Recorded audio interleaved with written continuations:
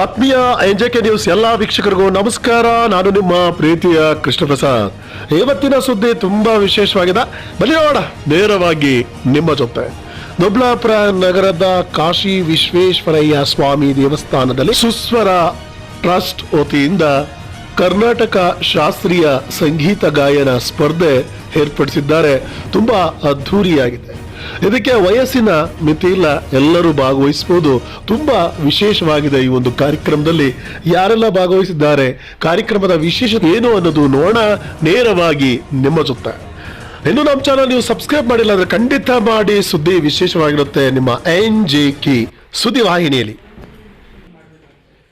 ಸ್ಪರ್ಧೆಯಲ್ಲಿ ಭಾಗವಹಿಸಲು ಬಂದಿದ್ದ ಹಿರಿಯ ಸ್ಪರ್ಧಾರ್ಥಿಗಳು ಸುಸ್ವರ ಟ್ರಸ್ಟ್ ವತಿಯಿಂದ ಕಳೆದ 25 ವರ್ಷಗಳಿಂದ ಈ ಒಂದು ಸಂಗೀತ ಸೇವೆ ನಡೆಸ್ತಾ ಬಂದಿದೆ.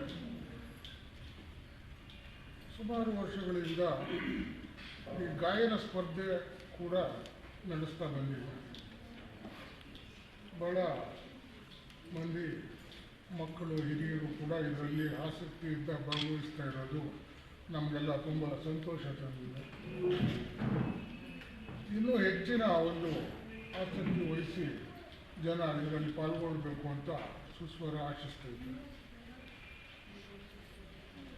ತಾವುಗಳೆಲ್ಲನೂ ತಮ್ಮ ಪರಿಚಿತರು, ನೆರೆಹೊರೆಯವರು ಮತ್ತು ಸಂಗೀತ ಆಸಕ್ತರಿಗೆ ಈ ಒಂದು ಸುಸ್ವರದ ಬಗ್ಗೆ, ಗಾಯನ ಸ್ಪರ್ಧೆ ಬಗ್ಗೆ ಮತ್ತು ಕಳೆದ 25 ವರ್ಷದಿಂದ ಮಾಸಿಕ ಮತ್ತು ದ್ವೈಮಾಸಿಕ ಸಂಗೀತ ಕಚೇರಿ ಕಾರ್ಯಕ್ರಮಗಳನ್ನ ನಡೆಸ್ಕೊಂಡು ಬರ್ತಾ ಇರ್ತಕ್ಕಂಥ ವಿಚಾರನ ಗಮನಕ್ಕೆ ತಂದು ಅವರುಗಳು ಕೂಡ ಇದರಲ್ಲಿ ಹೆಚ್ಚಿನ ಸಂಖ್ಯೆಯಲ್ಲಿ ಭಾಗವಹಿಸುವಂತೆ ಪ್ರೇರೇಪಿಸಬೇಕು ಅಂತ ನಾನು ಕೋರ್ಕೊಳ್ತೇನೆ.